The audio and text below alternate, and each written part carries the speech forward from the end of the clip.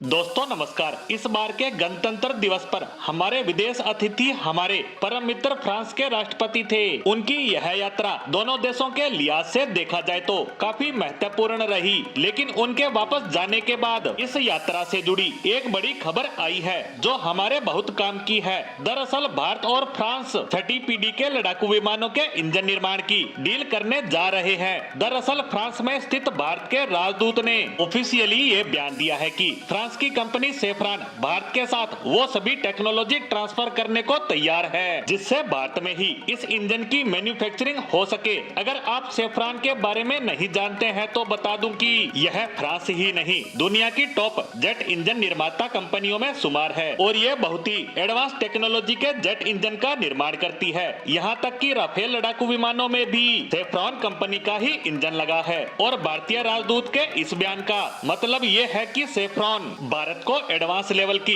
Technology transfer करने को तैयार हो गया है अपने इंजन को लेकर। और इसको लेकर बताया जा रहा है कि इस डील में भारत और फ्रांस 130 किलो न्यूटन के एक जेट इंजन बनाने की डील करने जा रहे हैं। और ये कितनी ज्यादा बड़ी बात है तो समझिए, इस वक्त भारत के पास मौजूद सुखोई 30 राफेल विमान 4.5 जनरेशन के विमान है और इस प्रकार के विमानों के लिए आपके पास 90 से लेकर 100 किलो न्यूटन का इंजन होना चाहिए। इसके बाद की जनरेशन यानी पांचवी पीढ़ी के लड़ाकू विमानों के लिए जैसे F-35, F-22 रैप्टर जो स्टेल्थ होते हैं और ये सभी अमेरिका के पास हैं और इनके लिए 115 से लेकर 120 किलो न्यूटन के जेट इंजन की जरूरत होती है। वहीं भारत और फ्रांस 130 किलो न्यूटन के जेट इंजन को बनाने की तैयारी कर रहे हैं, यानी कि पांचवी पीढ़ी से भी आगे के जेट के लिए। और आपको जानकारी के लिए बता दूं कि इस समय दुनिया में छठी पीढ़ी का हथियार सिर्फ एक ही है और वह है अमेरिका के पास, जिसका नाम है B-21 रेडर। यह कुछ ही महीनों पहले अमेरिकन सेना का हिस्सा बना है। इसके साथ साथ आपको यह भी बता दूं कि इस समय अमेरिका को छोड़कर कोई भी देश छठी पीढ़ी के किसी भी हथियार के निर्माण पर काम नहीं कर रहा है, क्योंकि अभी तक उस पर काम करना तो दूर की बात, उसके बारे में सोचना भी हथेली पर सरसों उगाने जैसा है। अब आपका सवाल होगा कि जब कोई भी ऐसा विमान नहीं बना रहा है